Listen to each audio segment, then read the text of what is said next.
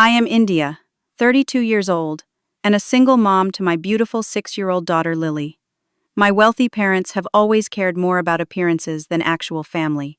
This Christmas I thought things would be different when they finally included us in the annual family photo shoot. When the cards arrived, I discovered they had professionally photoshopped Lily out of every single picture. My heart broke watching her tears as she asked what she had done wrong. I did not yell or scream. What I did instead changed our family forever. Before I tell you what happened next, let me know where you are watching from, and hit that like and subscribe buttons. This Christmas revenge story will show you exactly why you should never mess with a mother's love. Growing up in the Westfield family meant living in a pristine 5-bedroom colonial house in the most prestigious neighborhood in Connecticut. My parents, Harold and Diana Westfield, built their reputation on perfection. Dad ran a successful investment firm catering to elite clients, while Mom organized charity galas and sat on museum boards. From the outside, we were the perfect American family. Our Christmas cards were legendary in their social circles, always featuring coordinated outfits against expensive backdrops. Behind closed doors, things were different. Every aspect of my childhood was carefully controlled to maintain our image. My clothes were selected to complement the home decor. My activities were chosen based on what would look good on college applications. My friends were screened for family background and social connections. Even my smile was critiqued daily, until I mastered the perfect Westfield family expression, one that showed exactly 20% of my teeth and created the precise amount of eye crinkle. When I hit 16, I rebelled. I dyed my honey blonde hair black, pierced my nose, and started hanging out with kids from the public school. My parents responded by sending me to an elite boarding school in Switzerland, effectively removing the blemish from their perfect picture. The official story told to their friends was that I had received an exceptional opportunity for international education. 3 years of isolation taught me that rebellion only led to further exclusion. I returned to the fold, went to an Ivy League school of their choosing, and dated only boys from acceptable families. I became the daughter they wanted on the surface, while keeping my true self hidden. Then I met Jackson during my senior year of college. He was studying environmental science on a scholarship. Brilliant kind with a laugh that lit up a room, Jackson represented everything my family despised. His family ran a small organic farm in Vermont. He wore second-hand clothes and drove a beat-up truck plastered with environmental stickers. When he talked about protecting forests and waterways, his eyes sparkled with genuine passion. We fell in love in secret. For 8 months, I managed to keep Jackson separate from my family life. I told my parents I was focusing on my studies when they tried to set me up with the son of a business associate. Jackson and I planned a future together, away from the suffocating expectations of the Westfield name. Then I got pregnant at 24. When I finally gathered the courage to tell Jackson, he was overjoyed. He proposed immediately, not with a diamond, but with a simple wooden ring he had carved himself. We made plans to move to Vermont after graduation, where he had a job lined up with a conservation group. I drafted dozens of versions of the letter I would send my parents, knowing they would cut me off completely. 2 weeks before graduation, Jackson died in a car accident. A truck driver fell asleep at the wheel and crossed the median. Just like that, my future vanished. In my grief and desperation, I called my parents. To my surprise, they immediately flew in to help me. I mistook their quick response for compassion. Only later did I realize they came so quickly to contain the potential scandal. They arranged for me to stay at a private facility for my pregnancy, telling their friends I was taking a gap year to travel before graduate school. Lily was born on a snowy December morning. She had Jackson's eyes and my smile. The moment I held her, I knew I would do anything to protect her.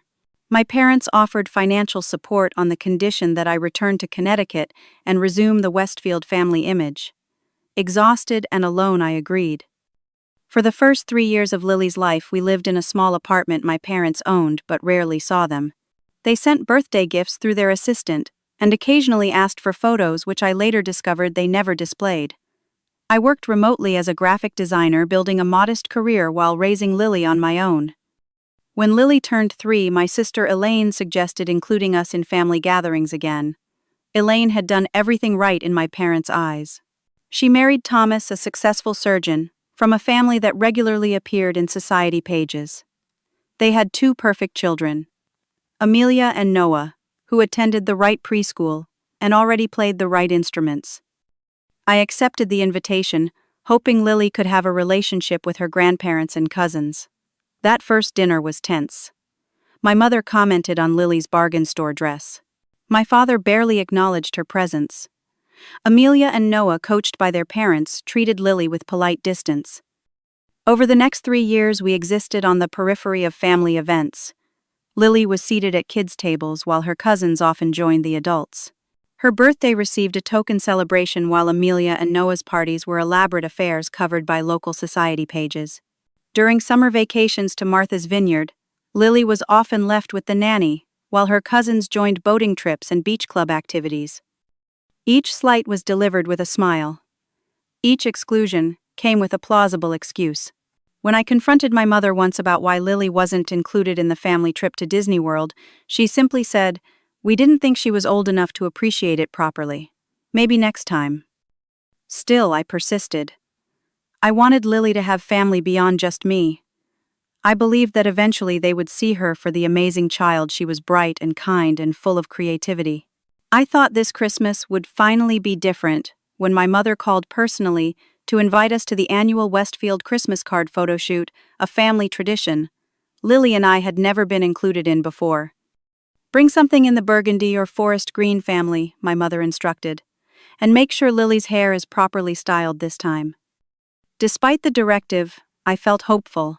Being included in the Christmas card meant being acknowledged as true members of the family. It was the first step toward the acceptance I had been seeking for my daughter. How wrong I was. The annual Westfield family Christmas photo shoot was scheduled for the first Sunday in December at my parents' estate. I spent weeks preparing, determined to meet their exacting standards. I bought Lily a beautiful forest green velvet dress with a white lace collar that cost nearly a week's pay. I scheduled an appointment at an upscale children's salon for a proper haircut to tame her wild curls inherited from Jackson.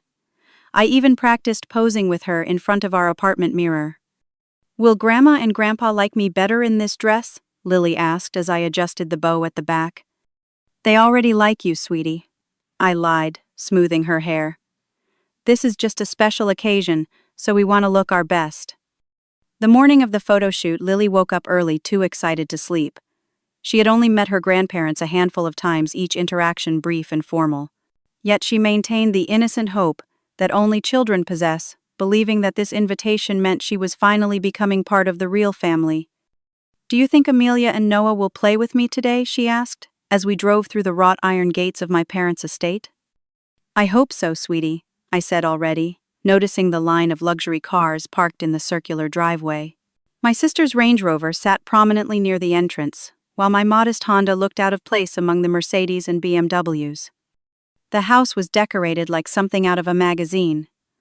A 12-foot Christmas tree dominated the great room, adorned with antique ornaments and coordinated ribbon. Garlands draped perfectly across mantels and banisters. The scent of cinnamon and pine filled the air, and staff in pressed uniforms moved discreetly through the rooms, offering champagne and hors d'oeuvre.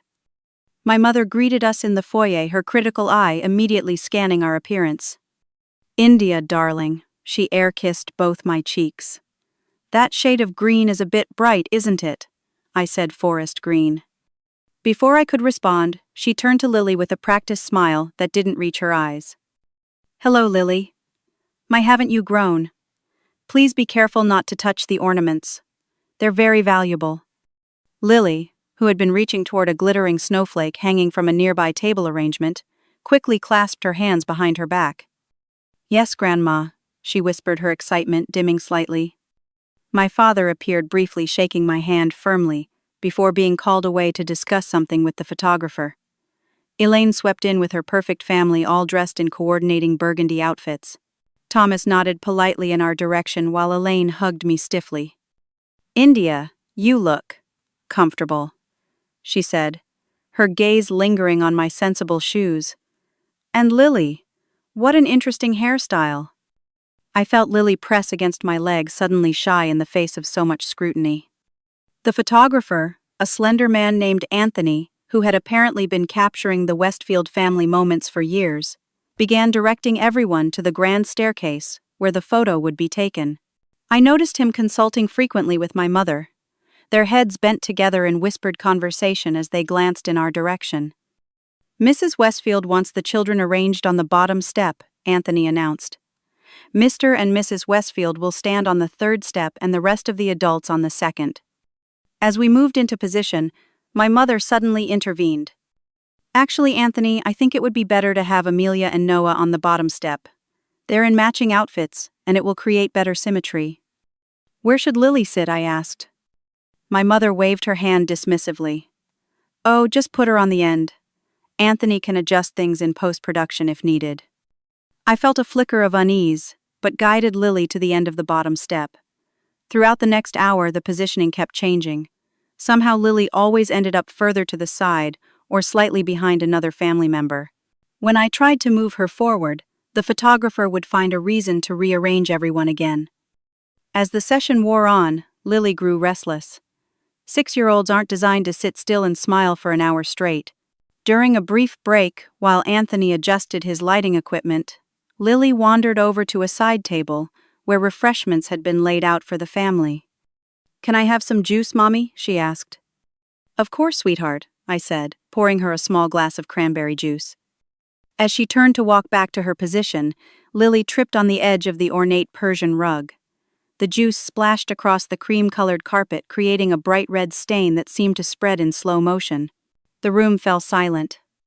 "Oh my goodness." My mother rushed over with a napkin, her face flushed with anger. "That carpet is an antique Tabriz. It's irreplaceable." Lily's eyes filled with tears. "I'm sorry, Grandma. It was an accident." "Well, accidents have consequences," my father said, coldly appearing from his study. "This is exactly why we don't usually have young children in the main rooms." "She's 6 years old," I defended, pulling Lily close as she began to cry. "It was just an accident." My mother was already on her phone summoning the housekeeper to address the stain. She turned to the photographer. "Anthony, I think we've got enough shots for today, don't you?" He nodded, already packing up his equipment with surprising speed. "But we haven't finished," I protested. "There were supposed to be some shots with just the grandchildren together." "I think we have everything we need," my mother said firmly. "Besides, Lily seems tired. Perhaps it would be best if you took her home soon." I noticed Diana pulling Anthony aside, speaking intently, while occasionally glancing in our direction. He nodded repeatedly, looking uncomfortable, but agreeable. The family dinner that followed was tense. Lily was seated at a small table in the corner of the dining room alone, while Amelia and Noah joined the adults at the main table. The excuse was that the juice incident had proven she wasn't quite ready for formal dining. I sat divided between tables, trying to keep Lily company while still participating in the adult conversation. Throughout the meal, I noticed strange, satisfied glances between my parents. My sister Elaine avoided eye contact, entirely focusing intently on cutting her food into tiny, precise pieces. Thomas engaged my father in conversation about investment opportunities, studiously avoiding any mention of the photo shoot drama. "When will the Christmas cards be ready?"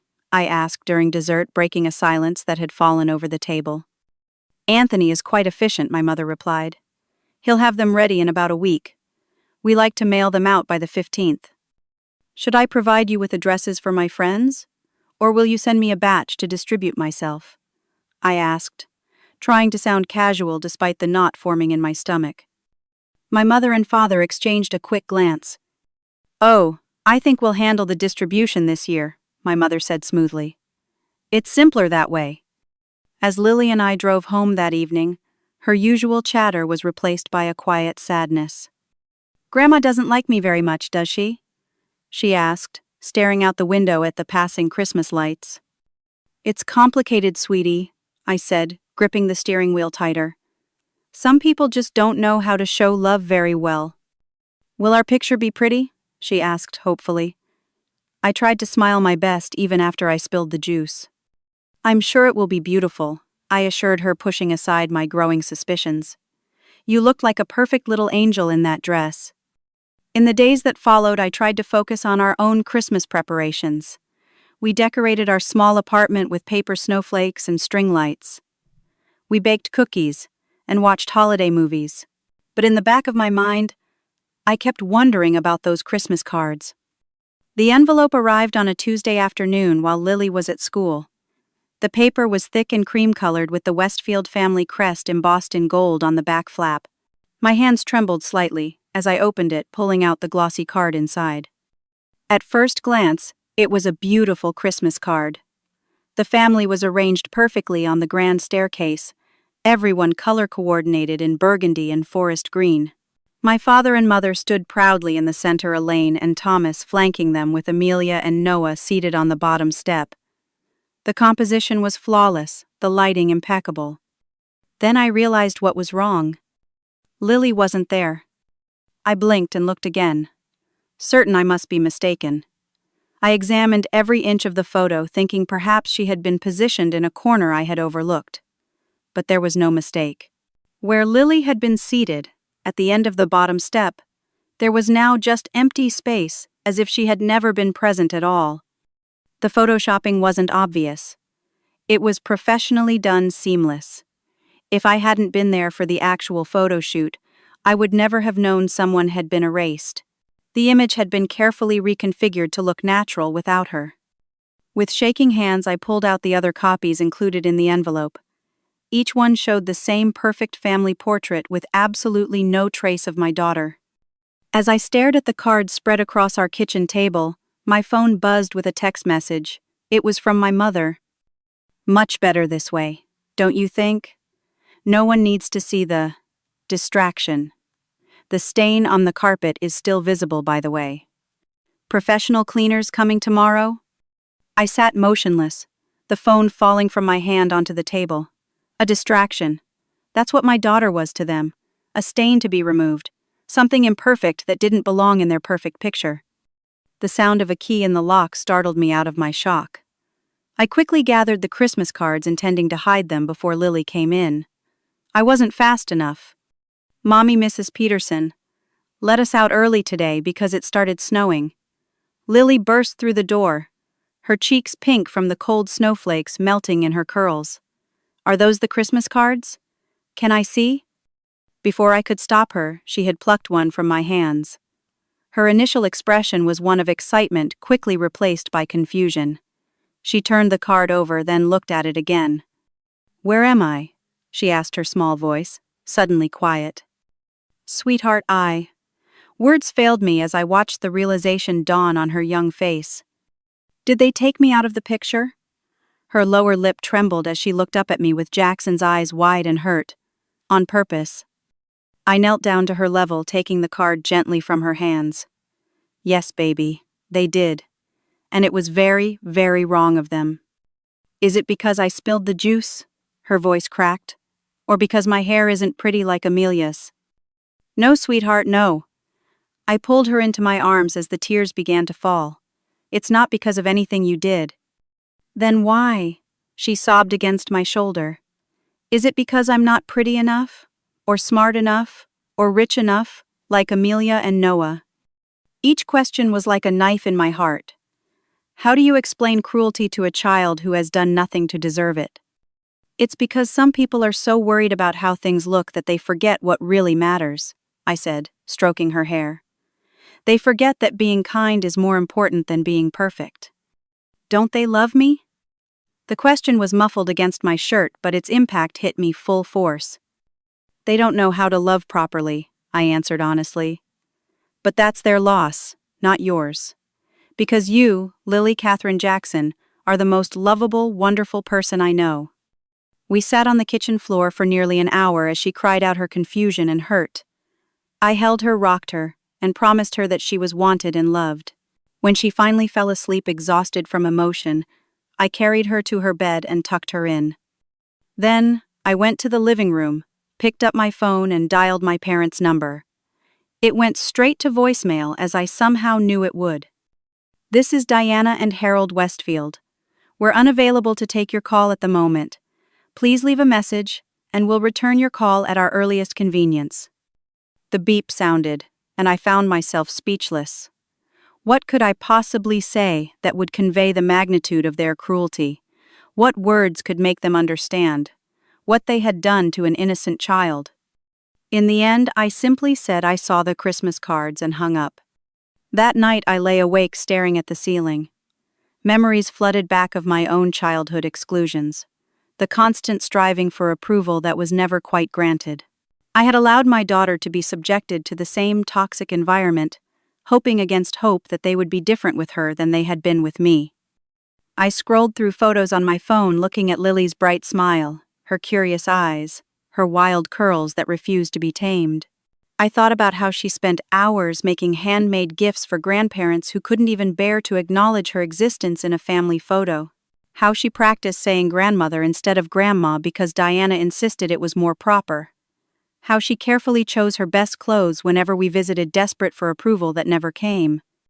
As dawn broke, I made a decision. This would end now. My daughter would not grow up feeling like she wasn't good enough. She would not spend her life seeking approval from people incapable of giving it. And my parents would not get away with erasing her, as if she didn't exist. Unlike them, I wouldn't act out of malice. I would act out of love, out of protection for my child. And I would make sure they understood exactly what they had lost through their own cruelty. The plan began to form in my mind, clear and precise. This Christmas would indeed be memorable for the Westfield family, but not in the way they had planned. I woke up with newfound clarity after a night spent comforting Lily through recurring nightmares. Each time she had woken up crying, asking why her grandparents didn't want her in the picture. Each time I had reassured her while my determination hardened. By morning, I knew exactly what I needed to do. "Mommy has some important work to do today," I told Lily, as I packed her lunch. "Mrs. Rodriguez next door said you could play with Sophia after school. Would you like that?" Lily nodded, her usual morning chatter subdued. The damage from yesterday was still fresh. Her confident spirit dimmed. It broke my heart all over again. "I love you more than all the stars in the sky," I said our special saying. "I love you more than all the sand on the beach," she replied automatically, but without her usual giggle. As soon as I dropped her at school, I called in sick to work and drove straight to a coffee shop on the other side of town. I needed neutral ground to make my next call. I scrolled through my contacts until I found the name I was looking for: Maya Patel. Maya had been my roommate in college, the one friend my parents couldn't scare away or buy off. She now worked for a major digital media company specializing in video production. More importantly, she had been there through my pregnancy, had held my hand at Jackson's funeral, and had never once judged me for my complicated family situation. "India." Her voice was surprised when she answered. "This is unexpected. Everything okay?" "Not really," I admitted. "I need your help with something big." An hour later, Maya sat across from me in the coffee shop, her expression growing increasingly outraged as I showed her the Christmas card and explained what had happened. "Those manipulative, image-obsessed monsters," she finally said, keeping her voice low but intense. "They photoshopped out a 6-year-old child, their own granddaughter. They've been doing things like this for years, just never so blatantly," I explained. "Always positioning her so she can be cropped out of photos, seating her separately at events, conveniently forgetting to include her in family activities." "What do you need from me?" Maya asked, without hesitation. "Just name it." "I need to create something that will show them exactly what they've been doing," I said. "Not just tell them, show them. And not just them, but everyone in their precious social circle." Maya's eyes glinted with understanding. "A visual record of their behavior. Something undeniable." "Exactly. They care so much about their image. I want to show them what they really look like." Over the next few hours, Maya and I outlined a plan. She would help me create a professional quality video presentation and photo album documenting the systematic exclusion of Lily from family life. We would gather evidence, compile it chronologically, and present it at the upcoming Christmas gathering, where my parents' social and business connections would all be present. "We'll need to be thorough," Maya warned. "People like your parents are experts at explaining things away." Trust me, I said grimly. I've been keeping receipts for years without even realizing it. That afternoon, I began the process of documentation. I started with my text message history with my parents and Elaine. 3 years of exchanges where Lily was mentioned as an afterthought, if at all. Invitations that came with subtle caveats about her behavior. Excuses for why certain family events weren't suitable for her. I found emails discussing family vacation plans where my sister had written, "Do we need to include India and the child? It would be so much simpler without them." And my mother's reply, "Harold has agreed. They can come, but we'll arrange separate activities for most days. No need to worry."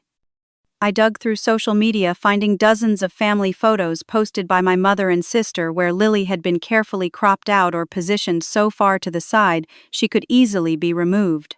Birthday celebration posts that mentioned Amelia and Noah by name, but referred to Lily only as India's daughter, or simply excluded her entirely.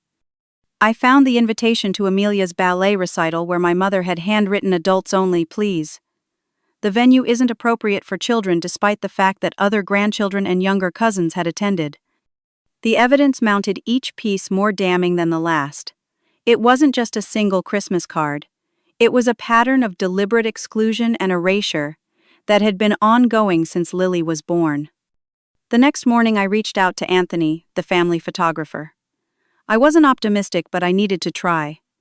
To my surprise, he agreed to meet me at the same coffee shop. "I've been the Westfield family photographer for 12 years, he told me, looking uncomfortable but determined.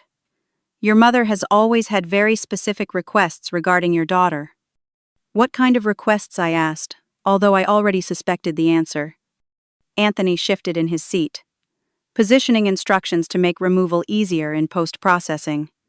Always placing her on edges, or behind others. Instructions to take additional shots without her for options." I felt increasingly uncomfortable with it, especially as the child got older. "Why did you go along with it?" The question came out more accusatory than I intended. "The Westfields are influential clients," he admitted, shame evident in his voice. "They refer me to all their friends. Half my business comes through their connections." He hesitated, then reached into his bag. "But I've never deleted the original photos. I keep archives of everything." Professional habit. He slid a USB drive across the table. "These are all the unedited family photos from the past 6 years, including the recent Christmas shoot. I can't keep doing this to a child." The drive contained hundreds of images, a visual record of my family's betrayal. Original photos alongside the edited versions that removed all traces of Lily. It was comprehensive, irrefutable evidence. "Thank you," I said, truly grateful. "This couldn't have been an easy decision." "It should have been easier made sooner," he replied. "For what it's worth, I'm sorry." With Maya's help, I began assembling a digital presentation. The format was simple, but powerful: original photos alongside edited versions, text messages, email screenshots, all arranged chronologically to show the pattern of exclusion. We added audio clips from family gatherings I had recorded, including one particularly painful exchange where my mother complained to a friend about having to include the girl in Thanksgiving dinner because India insists on bringing in her. The final element was individual packages for each family member. For my parents, I compiled personalized evidence of their specific cruelties toward Lily over the years. For Elaine and Thomas, I gathered proof of their complicity. Even for Amelia and Noah, now 10 and 8, I created age-appropriate materials showing how they had been encouraged to exclude their cousin. While I worked on exposing their cruelty, Lily worked on showing her kindness. Unaware of my plans, she spent hours creating handmade Christmas gifts for everyone in the family. She painted a landscape for her grandfather, knowing he collected art. She made a beaded bracelet for her grandmother, carefully selecting colors that matched her favorite outfits. For her cousins, she created personalized storybooks featuring adventures they could have together if they ever gave her the chance. Watching her pour love and creativity into gifts for people who had rejected her made my resolve even stronger. This wasn't just about revenge. It was about justice for a child who deserved so much better than what her family had given her.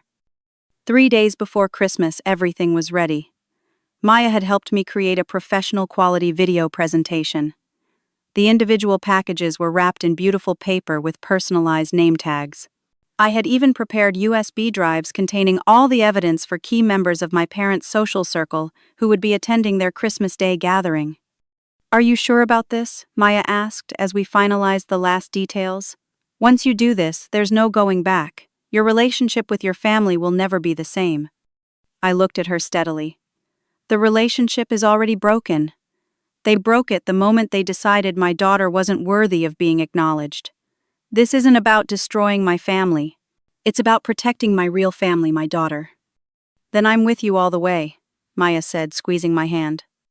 That night, I tucked Lily into bed, her excitement about Christmas finally returning. "Do you think Grandma and Grandpa will like their presents?" she asked as I pulled the covers up. "I think they're going to be very surprised by what they receive this Christmas," I answered truthfully. "Now, get some sleep. We have a big day ahead of us." As I turned out the light, I felt a strange sense of calm. For years I had tried to bridge the gap between my daughter and my family, making excuses for their behavior, hoping they would change. That effort had cost both Lily and me, our dignity and self-worth. But no more. This Christmas would be different indeed. Christmas morning dawned bright in cold sunlight reflecting off fresh snow that had fallen overnight. Under different circumstances it would have been perfect. Lily woke early, of course, excited to open the presents under our small artificial tree before heading to my parents' house. "Do you think Santa brought presents for me at Grandma and Grandpa's house too?" she asked as she carefully placed her handmade gifts in a tote bag. "I'm sure today will be very memorable," I replied, helping her into her coat. The drive to my parents' estate was quiet. I had loaded everything I needed into the trunk, including a laptop with the presentation and the individually wrapped packages. A sense of purpose steadied my hands on the steering wheel despite my racing heart. "Remember, no matter what happens today, you are loved, and you are enough," I told Lily, as we pulled through the wrought iron gates. "Nothing anyone says or does changes that." She looked at me curiously. "Okay, Mommy." The house was already bustling when we arrived. Staff moved efficiently through the rooms carrying trays of appetizers and champagne. The extended family had begun to arrive: my father's business associates and their wives, my mother's society, friends, cousins, and their families. At least 30 people filled the great room admiring the towering Christmas tree and the perfectly arranged presents beneath it. My mother greeted us in the foyer, a practiced smile firmly in place. "Merry Christmas, India," she said, air-kissing my cheeks. "And Lily, what a colorful outfit you've chosen." Lily looked down at her red dress with white snowflakes, clearly confused by the comment. It was a perfectly appropriate Christmas outfit, but it hadn't come with a designer label. "We brought gifts," I said, lifting the tote bag. "How lovely. Just put them with the others under the tree. Breakfast will be served in 20 minutes. The others referred to the massive collection of professionally wrapped packages with coordinating paper and ribbon. Lily's handmade wrapping paper and slightly crooked bows stood out immediately, but she proudly placed her gifts among them.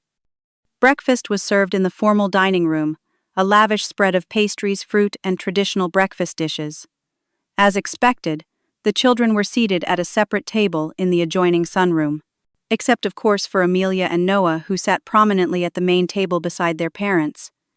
"Wouldn't Lily prefer to sit with the other children?" my mother suggested when I started to lead Lily to 2 empty seats at the main table. "Which other children?" I asked, pointedly looking around the room. "Amelia and Noah are here at the main table." "Well, they're older and can manage proper table etiquette," my father interjected. "The little ones are in the sunroom with the nanny supervising." The little ones were my cousin's children, all under 5. Lily at 6 was being grouped with toddlers. "Lily stays with me," I said, firmly pulling out her chair. My mother's lips thinned in disapproval, but she didn't argue further. Throughout breakfast, the subtle digs continued. My sister Elaine commented on how Amelia was already reading at a 5th grade level. My mother mentioned how Noah had perfect posture, unlike some children who slouched. My father's business partner talked about sending his grandchildren to Switzerland for ski lessons, looking pointedly at Lily, as he added, Of course, not all children have the natural aptitude for such sports. Lily grew quieter with each comment, picking at her food instead of eating. I squeezed her hand under the table, silently promising that this would be the last time she would endure such treatment. After breakfast came the formal gift exchange, the central event of the Westfield family Christmas.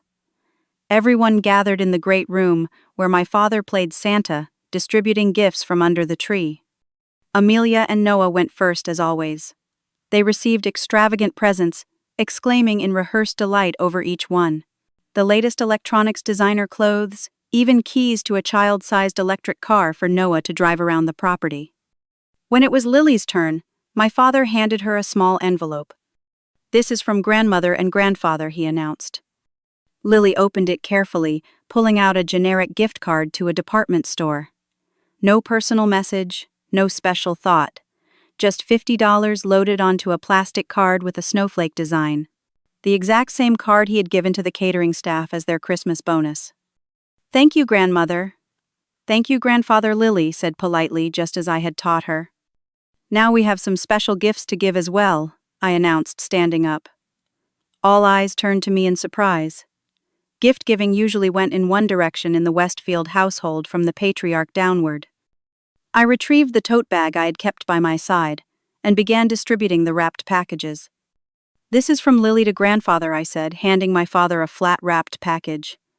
Inside was the landscape she had painted. From Lily to grandmother, I continued giving my mother the small box containing the beaded bracelet. One by one, I distributed Lily's handmade gifts. Her face glowed with pride as each family member received their present, though none of them opened the packages, immediately looking to my parents for cues. "And now," I said when all of Lily's gifts had been distributed, "I have some special presents as well, but before you open any of them, I've prepared a short presentation I'd like everyone to see." My mother's smile faltered. "India, darling, I don't think this is the time for—" "It will only take a few minutes," I interrupted, already moving toward the large television mounted on the wall. I connected my laptop to it and turned to face the room. Every year, the Westfield family sends out Christmas cards that showcase the perfect family. I began, my voice steady, despite my pounding heart. This year, I thought it would be interesting to show everyone what goes into creating that perfect image. The screen came to life, displaying this year's Christmas card. Murmurs of appreciation rippled through the room. "Beautiful photo," someone commented. "Indeed," I agreed. "But here's what the original looked like." I clicked to the next slide, showing the unedited version with Lily seated at the end of the bottom step. Gasps and confused glances filled the room. For those who don't recognize her, this is my daughter Lily. She's 6 years old. She's also Harold and Diana's granddaughter, though you wouldn't know it from the Christmas card they sent out.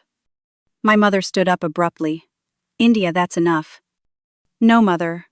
I don't think it is enough. In fact, I'm just getting started." The presentation continued, showing side-by-side comparisons of original photos and their edited versions over the past 6 years. Family vacations where Lily had been removed. Holiday gatherings where she had been cropped out. Birthday celebrations where she had been positioned behind others, then erased completely. With each new image, the room grew more uncomfortable. My parents' friends shifted in their seats, exchanging shocked glances. Business associates looked embarrassed. Even extended family members who had been complicit in their own ways seemed disturbed by the visual evidence. I moved through the slides, methodically narrating in a calm, clear voice. This was Thanksgiving 2 years ago. You'll notice in the original photo, Lily is seated at the children's table. In the version Mother posted to social media, the entire table has been cropped out. Easter last year. Lily participated in the egg hunt. Every photo on grandmother's Facebook page somehow manages to include only Amelia and Noah with their baskets. As the evidence mounted, I introduced the text messages and emails. This is a conversation between my parents discussing whether Lily should be included in the family trip to Martha's Vineyard. You can see my father suggesting they schedule it during a week when we were unavailable. My father finally stood up, his face flushed with anger. "This is completely inappropriate. You're taking things out of context and embarrassing yourself." "Am I?" I pulled up an audio recording. My mother's voice filled the room. No, Diana, we can't seat her with the family during the symphony fundraiser. What if she makes noise or fidgets? Just tell India there aren't enough tickets. Or better yet, tell her children under 8 aren't allowed. That usually works. The color drained from my mother's face. Turn that off immediately. Why? I asked, pausing the playback. Are you embarrassed by your own words, your own actions? That's interesting because my daughter has been living with the consequences of those actions for her entire life. I turned to face the entire room. For 6 years, my daughter has been systematically erased from this family. Not because she isn't worthy of inclusion, but because she doesn't fit the perfect image my parents want to project. She's been excluded, ignored, and literally removed from family history. This is absurd, my father blustered, but his voice lacked conviction as the evidence continued to display on the screen behind me. What's absurd is photoshopping a child out of Christmas cards, came a voice from the back of the room. It was my father's oldest business partner, Walter Graham, his face a mask of disapproval. Harold, what the hell is this? It's a misunderstanding, my father attempted, but the damage was done. I clicked to one final slide showing Lily's tear-stained face when she discovered she had been removed from the Christmas card. This is what it looks like when a 6-year-old realizes her family doesn't want her. This is the real picture I think people should see. The room fell into stunned silence. In that moment I saw my parents as others were now seeing them, stripped of their carefully constructed facade. Now, I said, my voice steady, I think it's time to open those gifts I distributed. One by one, family members unwrapped their packages.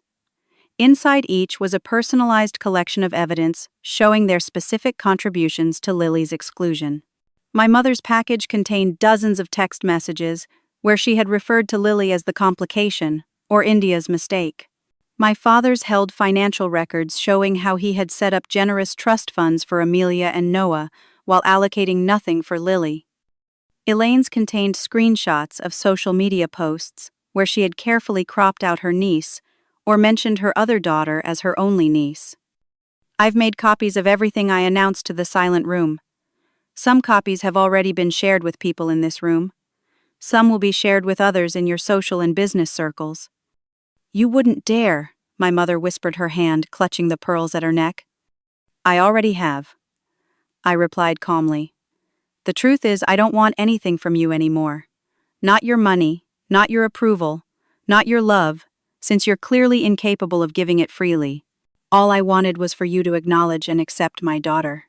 Since you couldn't do that simple human thing, I'm going to make sure everyone knows exactly who you really are. You'll regret this, my father threatened, but his voice wavered. From across the room, Walter Graham stood up, setting down his drink. Actually, Harold, I think you're the one who's going to have regrets. Our firm prides itself on family values. I'm not sure I can continue our partnership after seeing this. My mother turned to her closest friend Victoria, who was already gathering her purse and coat. Victoria, surely you understand that this is all being blown out of proportion. Victoria paused, looking at her directly. My grandson has Down syndrome, Diana. You've never once asked to see a photo of him, yet you've shown me hundreds of pictures of Amelia and Noah over the years. I think I understand perfectly. One by one, guests began making excuses to leave, unable to meet my parents' eyes. The carefully orchestrated Christmas gathering was dissolving before them. In the midst of the chaos, Elaine approached me, her perfect composure cracking. Did you have to include me? I was just following their lead. You're an adult with children of your own, I replied. You knew it was wrong, and you did it anyway. A small voice interrupted our conversation. Aunt Elaine, didn't you like your present? We both looked down to see Lily standing there, confusion evident on her face as she watched people hurriedly leaving. Elaine looked at the handmade photo frame Lily had created for her, decorated with seashells collected from the beach. Inside was a photo of Amelia, Noah, and Lily that I had taken during a rare moment when the cousins had played together. It's lovely. Lily Elaine said, her voice thick, with something that might have been shame. I think it's time for us to go, I said, taking Lily's hand. Merry Christmas, Elaine. I hope someday you teach your children better values than the ones we grew up with. As we walked toward the door, I heard my name being called. I turned to see my mother rushing toward us, her perfect makeup now streaked with tears. "You can't do this to us," she hissed, keeping her voice low to avoid being overheard by the departing guests. "We'll be ruined." "No, Mother," I corrected her. "You did this to yourselves. And more importantly, you did it to an innocent child who only wanted to be loved by her grandparents. That's the real tragedy here." "What do you want?" my father demanded, appearing beside her. "Money. A public apology. Name your price to make this go away." I looked at them both, these people who had shaped my life with their conditional love and impossible standards.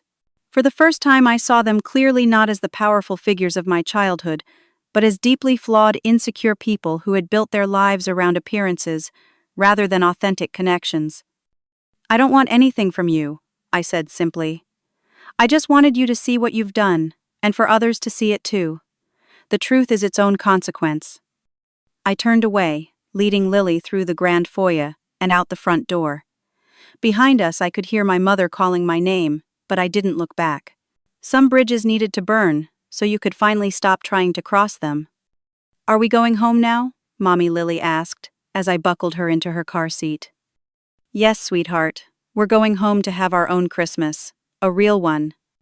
As we drove away from the Westfield estate, I felt no triumph, no vindication, just a profound sense of freedom.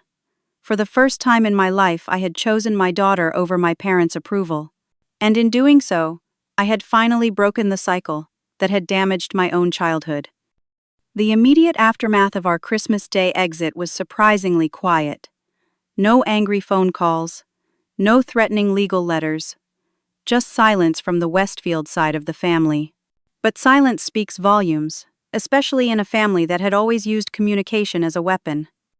The ripple effects, however, began to show themselves almost immediately. Within 24 hours, 3 of my father's longtime business associates had publicly distanced themselves from his investment firm. A terse press release cited personal reasons for the dissolution of these partnerships, but the timing was unmistakable. My mother's carefully curated social media accounts, usually updated daily with glimpses of her perfect life, went dark. Her absence from the charity committee she had chaired for 15 years was noted in the society pages of the local newspaper, with a brief mention that she had stepped down for personal reasons. A week after Christmas, Maya called with news from her connections in my parents' social circle. "Your mother has been quietly asked to resign from the museum board," she reported. "Apparently several major donors threatened to withdraw their support if she remained. And your father's club membership is under review." "I never wanted to destroy them," I said honestly. "I just wanted them to face consequences for how they treated Lily." "They're facing them," Maya assured me. "People who build their lives on appearances can't survive exposure. You showed everyone who they really are." In our small apartment, Lily and I began the process of healing. I took a week off work and we spent our days building snow forts in the park, baking cookies, and watching movies in our pajamas. Simple pleasures that required no pretense, no performance of perfection. I noticed subtle changes in Lily. She laughed more freely. She stopped asking if her clothes were good enough before we went out. She stopped apologizing for small accidents. The weight of trying to be perfect for grandparents who would never accept her was lifting. On New Year's Eve, an unexpected email arrived from Anthony, the family photographer. "I wanted you to know that your parents have terminated my services after 12 years, he wrote. "I also wanted to tell you that I've declined to sign the NDA they attempted to have me sign regarding the family photos. I made the right choice, finally. I hope you and Lily are well." January brought more news through the family grapevine. My father's investment firm was losing clients. My mother had been removed from the planning committee for the annual charity gala she had founded. Their carefully constructed social world was crumbling around them. It wasn't until mid-January that I heard directly from any family member. The text came from my sister Elaine, brief and unexpected. "Can we meet, just us?" We arranged to meet at a neutral location, a coffee shop halfway between our homes. I arrived first, claiming a quiet table in the corner. When Elaine walked in, I almost didn't recognize her. Gone was the perfectly styled hair and designer outfit. She looked tired with minimal makeup and casual clothes. "Thank you for meeting me," she said, sliding into the seat across from me. "Why did you want to see me?" I asked. Not unkindly, but not warmly either. Elaine wrapped her hands around her coffee cup. "Everything's falling apart, India. Dad's business is in trouble. Mom barely leaves her room. They're talking about selling the house." "I'm not going to apologize for exposing the truth," I said firmly. "I'm not asking you to." She looked up, meeting my eyes directly. "I'm trying to apologize to you. Of all the things I had expected, that wasn't on the list." "You were right," she continued. "I knew it was wrong how they treated Lily. How I treated her. I was so afraid of ending up like you. Like me. Excluded, criticized, the family disappointment." She shook her head.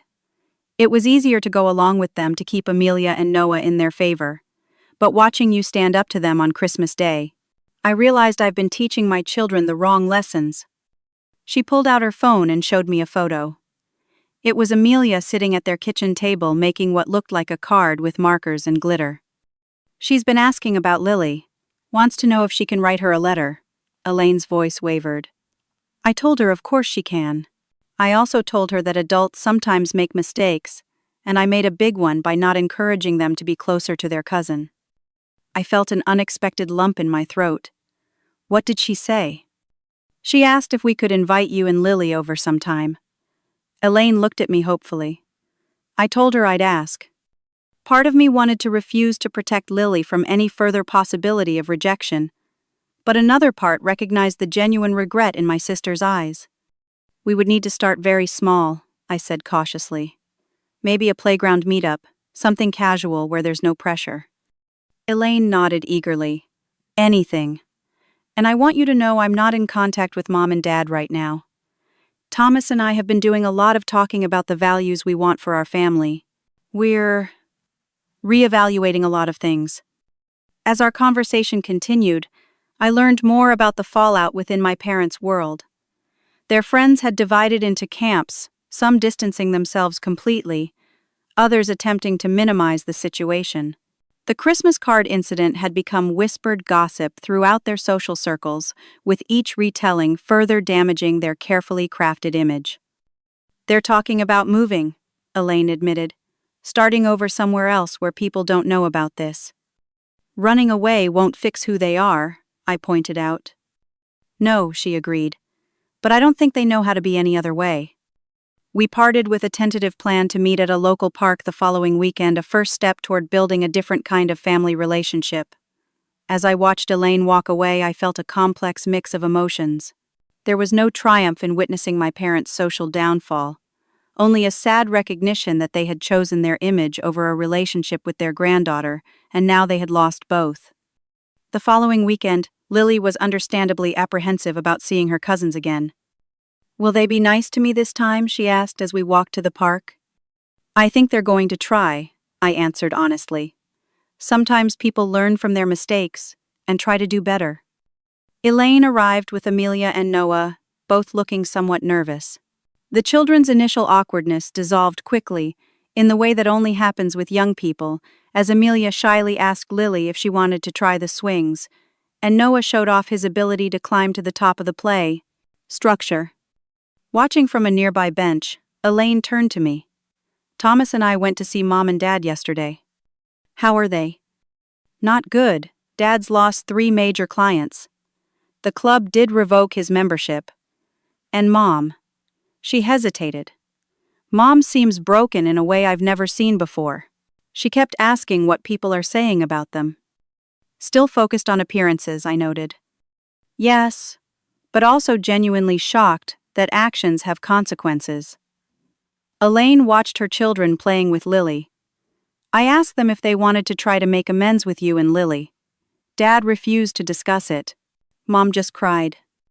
I felt no satisfaction in their suffering, only a deep sadness for the relationships that could have been. They would have to change fundamentally to have a relationship with us. "I don't think they're capable of that." "Probably not," Elaine agreed quietly. "But I want to be capable of it. I want to do better." Over the following weeks, our families began a careful reconnection. Playdates at the park became dinners at Elaine's house. Lily and her cousins discovered shared interests in art and nature. The invisible wall that had separated them for years slowly dissolved. By spring, news came that my parents had indeed sold their estate and relocated to Florida, severing ties with their former social circles completely. They made no attempt to contact me or Lily before leaving. According to Elaine, they had asked her not to share their new address with me. In April, I received a large envelope from an unfamiliar law firm. Inside was a formal letter informing me that my father had established a trust fund for Lily's education, with the funds to be administered by an independent trustee until she turned 18. There was no personal note, no apology, just a legal document ensuring financial support without requiring personal contact. It was perhaps the only way they knew how to make amends through money, rather than genuine connection. I accepted it for Lily's sake, knowing that educational opportunities would benefit her future, but I harbored no illusions that it represented real change in my parents' hearts. The most significant changes happened within our own small family unit. Lily blossomed that spring, growing more confident and joyful without the shadow of her grandparents' rejection hanging over her. She developed a tentative but growing relationship with her cousins who, freed from their grandparents' influence, turned out to be kind and curious children. One evening, as I tucked her into bed, Lily asked a question that caught me off guard. "Mommy, do you think Grandma and Grandpa will ever love me?" I sat on the edge of her bed, choosing my words carefully. "I think they don't know how to love people properly. They only know how to love the idea of a perfect family, not real people with all their wonderful, messy human parts." "That's sad for them," she said thoughtfully, "because real people are way more interesting than perfect ones." Out of the mouths of babes comes wisdom that adults struggle years to learn. "You're absolutely right," I told her, smoothing her wild curls that she no longer asked me to straighten. "Real is always better than perfect." By summer, we had established our new normal. Regular contact with Elaine and her family. No contact with my parents. A wider circle of friends who valued us for who we were, not what we represented. Maya remained a constant presence, the kind of chosen family that forms the strongest bonds. In July, 6 months after the Christmas card confrontation, I received a small package in the mail. Inside was a thumb drive and a brief note in my mother's handwriting. "I found these in Harold's study. I thought Lily might want them someday." The drive contained photos of Jackson, dozens of them taken during family events when we were dating. Photos I had never seen, capturing moments of happiness I had almost forgotten. Jackson laughing on the beach. Jackson helping my father grill during a rare moment of acceptance. Jackson and me dancing at a family wedding. It wasn't an apology. It wasn't a reconciliation. But it was an acknowledgement of Lily's father, a piece of her history my parents had previously erased along with her. It was something a small crack in the wall they had built. I made prints of the best photos and created an album for Lily, adding them to the few pictures I had of her father. That night we sat together and looked through them, Lily touching his face in the photos with wonder. "He had my eyes," she said, smiling, at a close-up of Jackson's face. "He did," I agreed. "And he would have loved you more than anything in the world." In that moment, surrounded by genuine love and authentic connections, I realized we had lost nothing of value when my parents chose their image over their granddaughter. Instead, we had gained the freedom to build a family based on acceptance, rather than appearance, on love, rather than performance. The Westfield family's perfect Christmas card might never include us again. But our real family photo, messy and authentic and full of genuine smiles, was worth far more than their airbrushed illusion could ever be. 6 months after the Christmas card confrontation, Lily and I moved into a new apartment, a sunny 2-bedroom in a family-friendly neighborhood with a small community garden. The physical move represented our emotional one, away from the shadows of the past and toward a future we were building on our own terms. Maya helped us paint the walls bright colors, a deliberate contrast to the muted, sophisticated palette of my parents' home. Lily chose a sunshine yellow for her bedroom and covered the walls with her artwork, no longer asking if her drawings were good enough to display. News about my parents came in frequently and indirectly. Through Elaine, I learned that my father's business had suffered significant losses after 3 major clients withdrew their accounts. His once powerful investment firm was now struggling to maintain its reputation in financial circles. The whispered story of how he had treated his own granddaughter had spread through the industry, damaging the trustworthy image he had cultivated for decades. Walter Graham made a point of telling everyone at the club, Elaine reported during one of our weekly coffee meetings. Apparently, he has a special needs grandchild himself and was particularly disgusted by the photoshopping incident. My mother had experienced an even more dramatic fall from grace.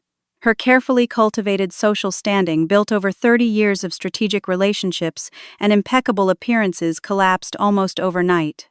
The charity organizations she had once led quietly removed her from their boards. Invitations to elite social events stopped arriving. Former friends suddenly had scheduling conflicts when she reached out. She tried to host a spring luncheon last month, Elaine said. Only 3 people showed up, and one of them was her sister, who felt obligated. I took no pleasure in hearing about their struggles. The goal had never been to destroy them, but to protect Lily from their toxic standards.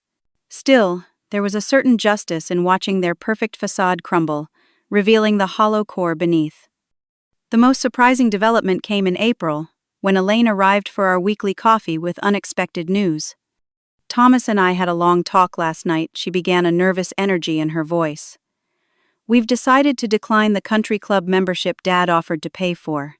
And we're taking the kids out of Westfield Academy next year. I nearly spilled my coffee. Westfield Academy was the prestigious private school all Westfield children had attended for generations. Withdrawing Amelia and Noah was tantamount to family heresy. That's a big decision, I managed. We want them to have a normal childhood, Elaine explained. To make friends based on genuine connections, not family backgrounds or social advantages. To value people for who they are, not what they represent. She looked at me directly. I don't want them growing up like we did India. It was perhaps the most honest conversation we'd ever had. As we talked, I realized Elaine had been doing her own soul-searching, examining the values she had unquestioningly accepted from our parents, and finding them wanting. Mom and Dad are talking about moving, she continued. Florida, probably. Starting over somewhere their reputation hasn't preceded them. Running away rather than changing, I noted. They don't know how to change, Elaine said sadly. Their entire identities are built around who they appear to be, not who they actually are. In May, Elaine brought her children to our apartment for dinner, the first time they had visited our home. Amelia, now 11, had brought a friendship bracelet she had made for Lily. Noah, 9, showed off his collection of interesting rocks, which Lily examined with genuine interest. The cousins, who had once been kept carefully separated by invisible barriers of status, were finding their way toward authentic connection. Mom called yesterday, Elaine mentioned as we washed dishes together after dinner. She asked about you and Lily. My hands stilled on the plate I was drying. What did she want to know? Just how you were doing, if Lily was well.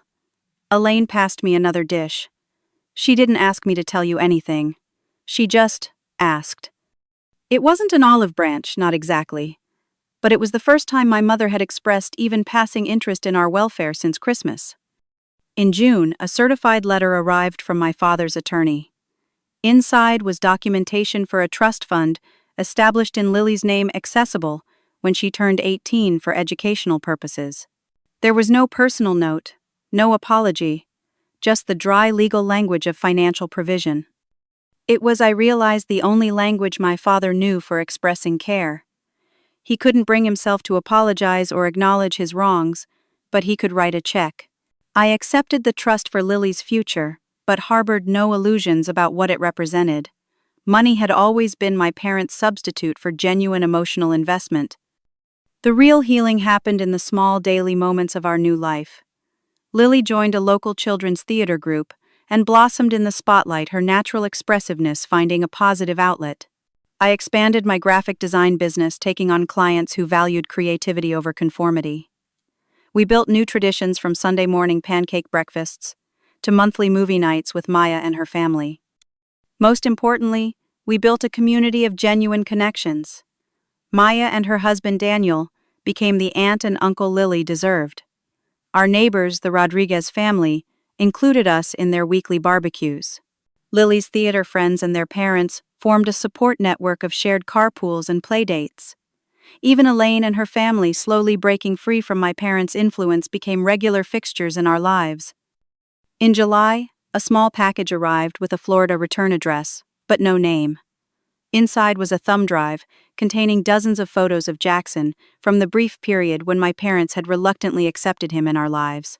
Photos I had never seen before, capturing moments of his laugh, his kindness, his love for me. It wasn't an apology, but it was an acknowledgement of the man who had been Lily's father, a piece of her history my parents had previously tried to erase along with her. That evening, Lily and I looked through the photos together, creating a new album of her father to keep beside her bed.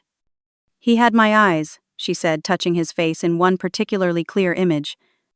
"He did," I agreed. "And he would have loved you more than anything in the world." By August, Elaine reported that our parents had indeed relocated to Florida, buying a smaller but still luxurious home in an exclusive community. They had begun the process of rebuilding their social network, carefully crafting a narrative that omitted any mention of the grandchild they had tried to erase. Some patterns never change. But we had changed. As summer turned to fall, I noticed how much stronger Lily had become, how much more confident in herself and her place in the world.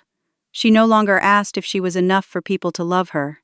She understood in her 6-year-old wisdom that love shouldn't require perfection. One crisp October day, nearly a year after the Christmas card incident, we held a small gathering in our community garden.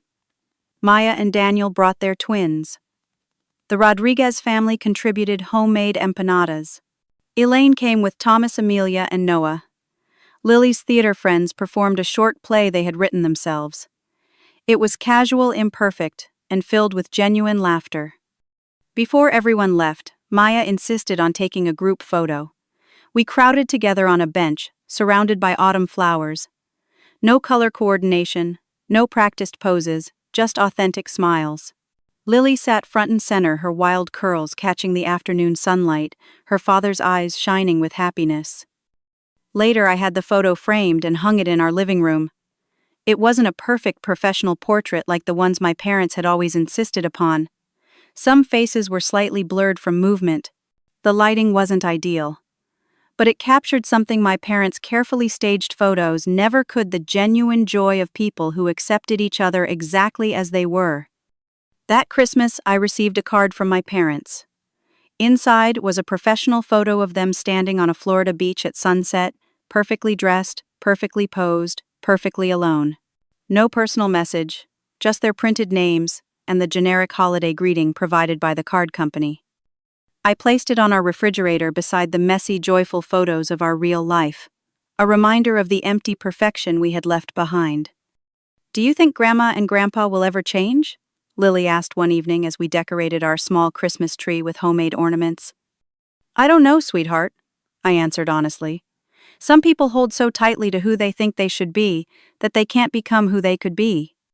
She considered this with the profound simplicity of childhood. "That's sad. I like being exactly who I am." "I like you being exactly who you are too," I told her, watching as she carefully hung a lopsided star she had crafted from popsicle sticks. "And that's the most important lesson I've learned, Lily. True family sees you, all of you, and loves you not in spite of your imperfections, but including them. Perfect isn't real, and real is always better than perfect." I realized then that my parents hadn't lost everything when their social standing collapsed. They had lost what they valued most, their carefully constructed image. But they had lost their real family long before that, through their own choices to value appearance over connection, perfection over love. The real loss had been theirs all along.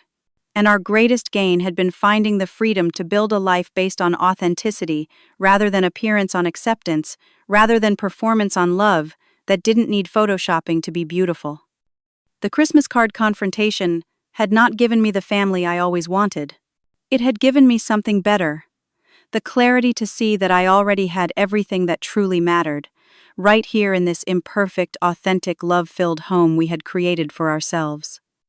As we finished decorating our tree, Lily stepped back to admire our work. The ornaments didn't match. The lights were slightly crooked. The star on top tilted a bit to the left. It was gloriously, perfectly imperfect. "I think this is the most beautiful tree ever," Lily declared with absolute conviction. Looking at my daughter's joyful face at the life we had built from the ashes of rejection, I couldn't help but agree. Some things were too real to need perfection. Some loves were too genuine to be erased. Have you ever had to choose between maintaining a relationship and protecting someone you love? What would you have done in my situation? Share your thoughts in the comments below. And don't forget to like and subscribe if this story resonated with you.